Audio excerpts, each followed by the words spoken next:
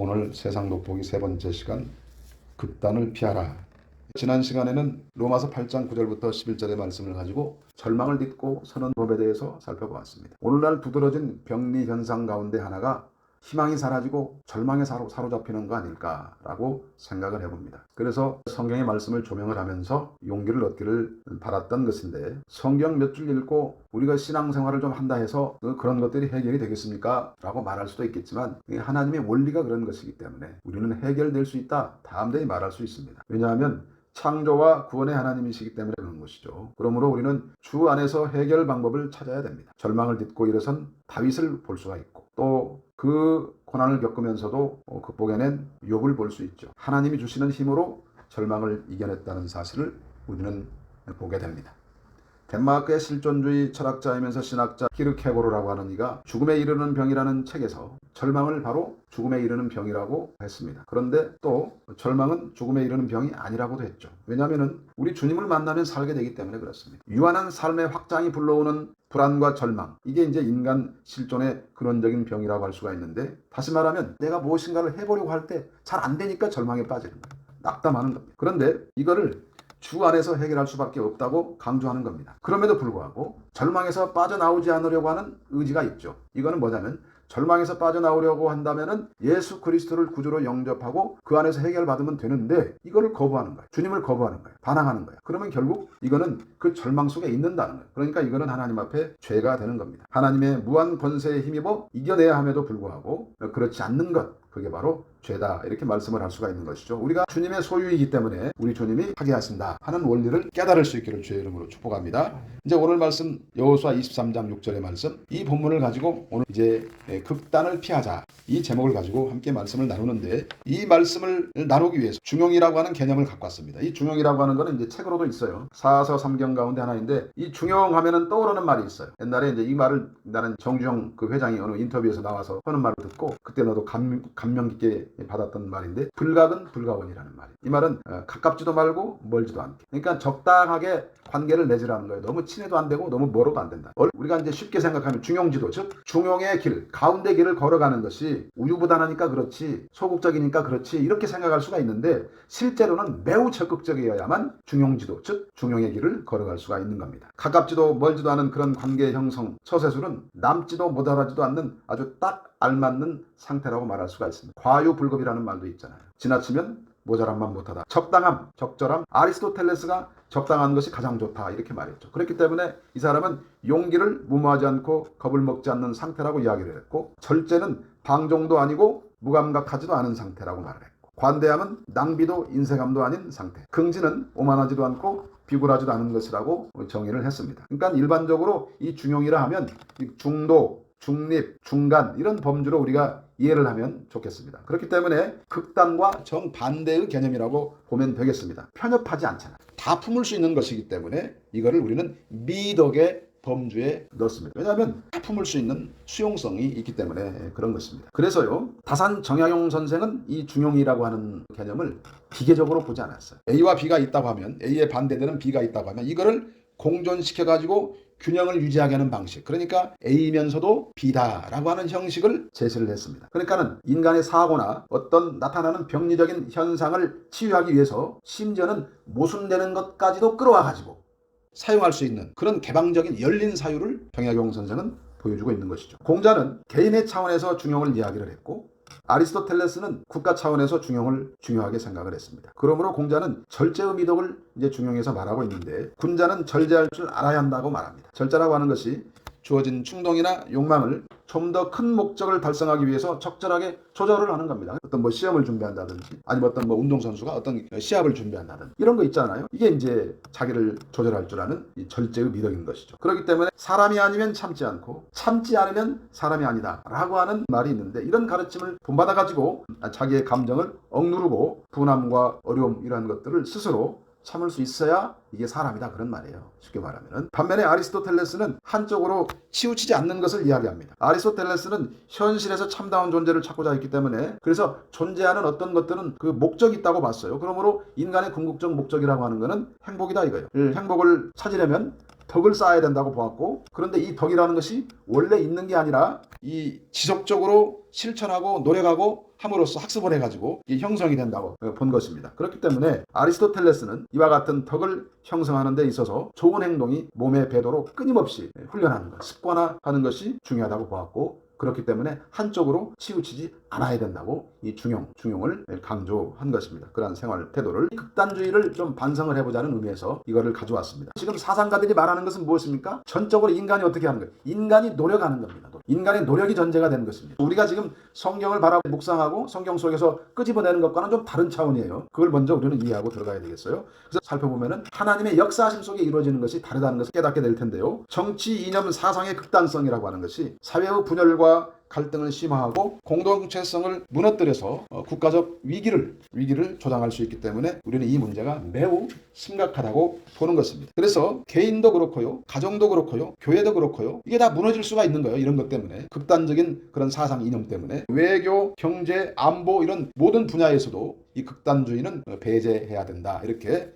보는 겁니다. 그래서 먼저 성경 이 본문을 좀 우리가 살펴보면서 성경 원문이 의미하는 바가 무엇일까, 이걸 먼저 한번 살펴보도록 하겠습니다. 같이 한번 읽어보겠습니다. 그러므로 너희는 크게 힘써 모세의 율법책에 기록된 것을 다 지켜 행하라. 그것을 따라 우로나 좌로나 치우치지 말라. 아멘. 요거는 지금 여호수아가 고별사를 하는 가운데 나오는 한 대목입니다. 여호수아는 갈렙과 더불어서 출애굽 1세대인데 가나안 땅에 들어가게 허락받은 유일한 그 두 사람 중에 한 사람 아니겠습니까? 모세의 뒤를 이어 지도자가 돼가지고 가나안 정복 전쟁을 진두지휘하고 땅을 나눈 다음에 이제 죽을 시점이 와가지고 죽음이 목전에 있는 백발 노인이 불러요. 사람들을 부르는데 장로들, 수령들, 재판장들, 관리들을 불러가지고 지금 유언을 남기는 그런 상황이라고 보면 되는 겁니다. 한마디로 이 사람들이 누굽니까? 이스라엘을 이끌고 가야 할 지도자들이란 말이에요. 하나님의 은혜를 이 사람들에게 상기를 시키면서 받은 은혜에 대한 마땅한 반응이 무엇이냐, 요거를 지금 알려주고 있는 거예요. 가나안 정복 전쟁을 가능하게 하신 분도 하나님이시고, 지금 정복하지 못한 땅이 조금 있는데 그 땅도 정복하도록 하시는 분도 하나님이시다라고 하는 것을 강조하고 있습니다. 그래서 3절부터 5절까지 이것도 한번 같이 읽어봅시다. 너의 하나님 여호와께서 너희를 위하여 이 모든 나라에 행하신 일을 너희가 다 보았거니와 너의 하나님 여호와 그는 너희를 위하여 싸우신 이시니라. 보라, 내가 요단에서부터 해지는 쪽 대까지에 남아있는 나라들과 이미 멸한 모든 나라를 내가 너희를 위하여 제비 뽑아 너희의 지파에게 기업이 되게 하였느니라. 너희 하나님 여호와 그가 너희 앞에서 그들을 쫓아내사 너희 목전에서 그들을 떠나게 하시리니 너희 하나님 여호와께서 너희에게 말씀하신 대로 너희가 그 땅을 차지할 것이라. 아멘. 지금 이렇게 이야기를 하고 난 다음에 지금 6절 오늘 본문을 이야기한 거다. 오늘 본문. 그 은혜에 보답할 길은 무엇이라고 말을 합니까? 하나님의 법을 잘 지키면서 하나님을 사랑하는 것이다. 이렇게 정리를 해주는 거예요. 그러고서는 이 말씀 뒤에 이어지는 13절까지 무엇을 이야기하냐면 가나안 땅에 들어가거든 그들과 섞여가지고 우상 숭배하지 말고 그들과 혼인하지 말라고 하고, 그리고 14절 16절에서는 너희들 만약에 이거를 말씀을 어기게 되면 너희들을 징계를 받을 거야. 너희들이 가나안 땅에서 망하게 될 거야. 너희들은 가나안 땅에서 쫓겨날 거야. 이렇게 엄명을 내리시고 있어요. 가나안 족속들과 섞이게 되면은 당연히 그들의 문화와 풍습을 쳐다보고 어떻게 하는지 보고, 그러면 좋아 보이는 것도 있으면 따라하게 될 것이고, 그러니 이제 우상을 섬기게 될 것이다, 이렇게 보는 겁니다. 여호수아는. 그러니까 무슨 얘기야? 선을 넘지 말아요. 선을 넘지 마라. 6절에 보면은 힘써라고 하는 말이 있어요. 힘써. 이거를 원어를 보니까요, 붙들고 매달리는 상태를 힘쓰고라고, 힘써라는 그런 단어예요. 그리고 강조하는 말이 있어. 크게 요거를 두 개 붙여. 그러면 뜻이 더 강해지잖아요. 뭔 얘기예요? 하나님의 법을 지키는 데에 결단해가지고 확실하게 지키라, 그런 말씀입니다. 그러니까 여호수아는 이미 앞을 내다보는 거예요. 지금 얘네들이 지금 뻘짓을 할 거야. 이걸 다 보는 거예요. 보는 영안으로 보고 있는 겁니다. 그렇기 때문에 단단히 결심해라. 그리고 너들 똘똘 뭉쳐라. 그래야 너네들 가나안 땅에서 살아남을 수 있어. 우상에 붙들리지 마라, 이런 거예요. 근데 결과적으로 어땠습니까? 이 사람들은 우상에 붙들렸잖아요. 나중에 다 지켜 행하라고 했어요. 다 지켜. 하나님의 말씀을 편식하지 말라는 거예요. 구매에 맞고 할 수 있을 것 같은 것만 골라가지고 지켜서는 안 된다는 거예요. 무조건 다. 그래서 좌로나 우로나 치우치지 말라고 말씀을 하는 거예요. 이 말씀은 하나님께서 여호수아에게 1장 7절에서 이미 하신 말씀이니까 정복전쟁 시작하기 전에 하나님이 하셨던 말씀이에요. 오직 강하고 극히 담대하여 나의 종 모세가 내게 명령한 그 율법을 다 지켜 행하고 우로나 좌로나 치우치지 말라. 그리하면 어디로 가든지 형통하리니, 이렇게 말씀을 합니다. 정복 전쟁을 마무리하는 시점에서 지금 똑같은 얘기를 여호수아가 누구에게 하는 거예요? 출애굽 2세대들한테, 광야 세대들에게 말하고 있는 겁니다. 이거는 여호수아의 좌우명이에요. 뭐에서 벗어나지 말라고 말하는 겁니까? 정도, 바른 길에서 벗어나지 말라는 거예요. 하나님의 말씀, 하나님의 법에서 벗어나지 마라. 하나님 뜻에 위배된 짓을 하지 말라. 그러면서 약속하잖아요. 이스라엘 백성에게 하나님께서 형통하리라고 하신 거. 그 약속이 율법 준수와 관련이 있는 것이죠. 다 지켜 행하면이라는 조건이 붙잖아요. 여기서 형통이라고 하는 말은 번영하다, 성공하다, 그런 뜻을 갖고 있어요. 그러니까 말씀대로 지키며 사는 것이 잘 되는 비결이다. 요거를 우리는 알고 가야 돼. 알고. 우리가 뭐 공로사상이 어떻고 이렇게 얘기한다 할지라도 이건 기본적으로 깔고 가는 거예요. 우리의 신앙생활 속에서. 우리가 구원받은 백성이기 때문에 하나님 말씀 지키는 거 당연하잖아요. 그죠? 지켜 행하는 자가 잘 될 수밖에 없는 거예요. 무엇을 하든지 범사에 형통할 수밖에 없다. 이렇게 우리는 알고 가야 되는 거예요. 알고. 하나님 뜻을 따라 살아가는 것이. 물론 뭐 세상이 말하는 만사형통 그런 개념 아니라는 거 우리는 더 잘 알지 않습니까? 그죠? 그러면 왜 그렇게 말씀을 지키는 데에 최선을 다하라고 했을까? 생각을 해보면 입에서 떠나지 말게 하고 밤낮 묵상하며 지키라고 했는데 왜 그럴까? 첫 번째, 하나님의 법이 진리이고 기준이 되기 때문에 그렇다는 거예요. 다른 말로 하면은 뭐든지 이 세상에 뭐든지 하나님이 다 기준이에요. 하나님이 기준. 왜? 하나님이 창조하셨으니까. 하나님이 구원의 하나님이시니까. 그리고 두 번째로는 하나님의 공의를 기초로 하기 때문입니다. righteousness. 어느 쪽으로도 기울지 않습니다. 하나님만의 의로움이 있습니다. 우리가 잘 알죠. 죄의 삭선 사망이잖아요. 그러니까 세상에서는 누구를 알면 친한 사람 봐줄 수도 있잖아요. 근데 하나님에게는 예외가 없다. 누구도 안 봐준다. 이게 공의야. 이게 공의. 쉽게 이야기하면. 그죠? 그 다음에 세 번째로 공의를 바탕으로 정의를 실현하는 법이라 이 말이에요. 법. 그게 바로 하나님의 말씀. 십계명, 율법이다 그런 말이에요. 이 정의는 뭐다? 저스티스. 그러니까 판단하는 거예요. 그 바른 길을, 의의 길을 걷도록 만드는 거예요. 누구를? 사람을, 그리고 세상을 그렇게 만드는 겁니다. 그러니까 올바른 도리를 행하는 사람, 그런 사람, 지켜 행하는 사람이 구원을 받는다는 거죠. 근데 우리가 뭐 잘 알다시피 이거 완벽하게 지킬 수 있는 사람이 있습니까? 없잖아요. 그러니까 희생양 그리스도가 예비되었던 것이고, 그렇죠? 그래서 완성하시고 성취하심으로 우리가 구원받게 되는 시스템이 마련이 된 겁니다. 절대적으로 변하지 않는 정의로움이 하나님의 정의, 공의를 바탕으로 한 그리스도가 성취한, 그리스도가 이뤄낸 정의라 그런 말씀이죠. 그러므로 하나님 공의에 기초한 성경의 정의 불변인데 세상에서는 이 정의라고 하는 것이 달라요. 시대에 따라 다를 수도 있고요. 나라와 민족에 따라 달라질 수도 있는 것이고요. 문화나 문명의 발달에 따라서 이 정의는 왔다 갔다 할 수 있어요. 이거를 이야기한 사람이 마이클 샌델이라는 사람이에요. 정의란 무엇인가라는 그 책에 나옵니다. 그 사람을 굳이 데려오지 않아도 인간 세상의 정의는 바뀌어. 근데 하나님의 정의는 이거는 하나님이 딱 해놓으신 것, 이 하나님의 법은 바뀔 수가 없다. 따라서 오늘 우리가 극단이라고 하는 주제를 다루는데 하나님이 여호수아에게 주신 말씀, 여호수아가 유언으로 이스라엘 공동체에 남기는 좌우로 치우치지 말라고 하는 말씀이 오늘날 이 시대에 매우 적합하겠다. 극단주의를 피하는데 이렇게 보는 것입니다. 그래서 하나님의 공의는 곧 그리스도이시고 그리스도 안에서 우리가 정의를 구현해야 하겠다라고 한번 정리를 해봅니다. 가나안에는 수많은 우상과 사상이 있었잖아요. 이스라엘 사람들은 결과적으로 이들과 섞여 지냈습니다. 모두 없애지 못해가지고 그렇게 되었는데 하나님을 섬긴다면서 그랬어요. 종교 행위에는 열심히 했지만 그나마도 그것도 자기들 멋대로 했습니다. 하나님이 없는 상태, 실천적 불신한 상태다 이렇게 보면 되는 것이고요. 또 우리가 이제 세계 역사 속에서 보고 또 지금도 우리가 목도할 수 있는 것처럼 얼마나 다양한 신들이 존재합니까? 그리고 문화, 사상, 이념, 철학들이 얼마나 많아요. 그런데 우리 신자들이 자기의 정체성을 잃어버리면, 순수성을 잃어버리면 이것들을 더불어서 숭배할 수가 있다는 거예요. 그게 문제라는 거예요. 신봉, 맹목적으로 신봉할 수가 있다는 어느 철학자, 어느 사상가, 어느 정치인 이런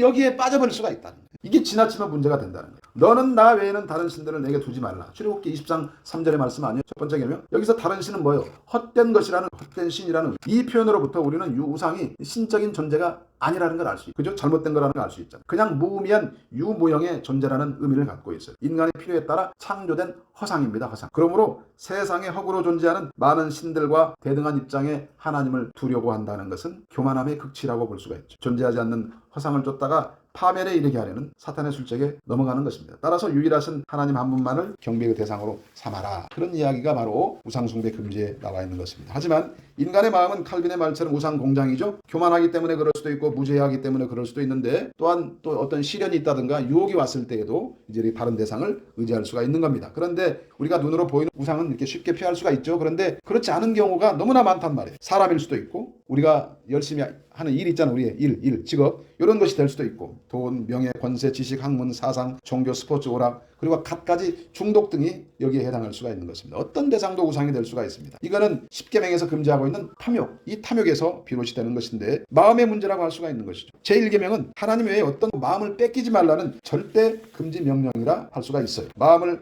뺏는 모든 것이 우상이 될 수 있습니다. 하나님보다 더 좋아하고 의지하는 것 모두가 다 우상이라는 사실을 우리는 잊지 말아야 합니다.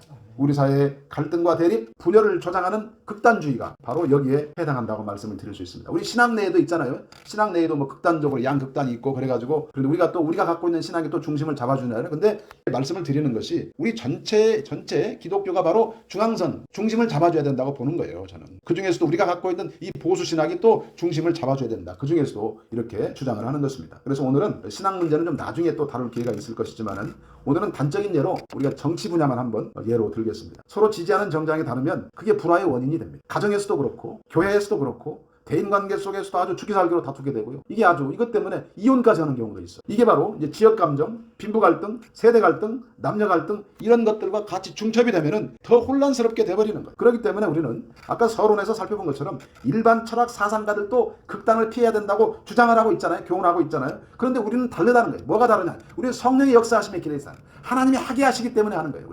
우리는 더 나은 의를 실천해야 될 사명이 있는 것이기 때문에 다르다는 겁니다. 창조와 구원의 하나님께서 세상에 질서를 세우시고 기본적인 법과 제도를 주셨어요. 모든 기초가 되는 모법이 무엇입니까? 바로 십계명 아닙니까? 십계명이 중심이 되어야 한다는 거예요. 그리고 이거를 갖고 있는 우리 기독교가 중심을 잡아야 된다는 거예요. 하나님의 자녀들, 성도들이 양극단에 치우친 사람들을 끌어당겨야 돼요. 탄소 같은 존재, 탄소. 원소교 6번인 탄소가 최외곽에 전자가 4개가 돌아요. 그러면 전자가 8개가 돼야 되는데 그래야 딱 맞아. 근데 4개가 있으니까 얘는 다 받아들이는 거야. 이게 다 8개 채우니까. 그러니까 얼마나 수용성이 좋아. 탄소 같은 존재가 돼야 된다는 거지. 그래서 우리는 기독교와 신자들은 중앙선 같은 존재다. 우리는 중립지대이다. 그러니까 공의를 바탕으로 정의를 구현하는 가장 확실한 존재들이 바로 우리 기독교인들이다. 이렇게 말씀을 드릴 수가 있어요. 근데 세상은 어때요? 이게 편가르기 해가지고 막 대립 갈등 여기에 우리가 속아나가면 안 된다는 거예요. 그래서 이번에도 우리는 이제 성경적으로 결론을 내리게 되는데 또 이런 얘기할 수도 있죠. 너무 뻔한 거 아닙니까? 이미 다 아는 내용 가지고 또 그러십니까? 할 수 없어요. 성경이 이렇게 말하고 있으니까. 뭐냐면 예수님이 이거를 정리해 줬어요. 우리가 극단주의를 몰아내고 좀 더 화평한 세상을 섬기려면은 하나님 말씀을 잘 지켜 행하는 것이 정답이라고 말씀을 할 수가 있는데 위로는 하나님 사랑이고요. 옆으로는 이웃 사랑이고. 그러니까 십자가잖아요. 십자가. 수직과 수평이란 말이야. 이게 마태복음 22장 37절부터 40절. 요 말씀이 바로 결론입니다. 이게 결론이라는 게 이 결론. 하나님을 사랑한다고 하면서 극단주의를 주장할 수는 없습니다. 극단주의를 주장한다는 것 자체가 이념과 사상이 하나님 위에 군림한다는 이야기가 되는 거기 때문에 안 되는 거예요. 그 자체가 우상이죠. 그렇다면 그런 자기의 주의 주장, 생각 속에는 무엇이 담겨 있냐면 탐심이 담겨 있고 이기심이 담겨 있는 겁니다. 그러니 우리는 하나님을 사랑하기 때문에 이타성을 발휘해야 돼. 이타성이라는 것은 공동체성을 보존하는 것. 공동체성을 보존하기 위해서 가장 중요한 것 중에 하나가 언행입니다. 언행. 말하는 것, 행동하는 것. 그렇죠? 이게 바로 우리식의 중용지도, 중용의 길을 걸어가는 것, 중립지대에서 존재하는 것을 말하는 거예요. 하나님 사랑과 이웃 사랑, 하나님의 공의를 충족시키고 희생제물로서 십자가 죽음을 맞이하시는 것이 바로 이와 같은 공의를 바탕으로 하는 정의를 구현하시기 위한 그리스도의 사역이다 그 말이에요. 그런데 우리는 이제 여기서 이타성을 이야기하면 꼭 자기 가정을 빼. 그리고 다른 걸 먼저 생각해. 근데 우리가 이타성을 이야기할 때는 가정 내에서 가장 중요한 거예요. 이게 가족끼리. 그게 되어야 되는 거예요. 그리고 또 우리 교회 공동체 내에서 그게 이루어져야 되는 거예요.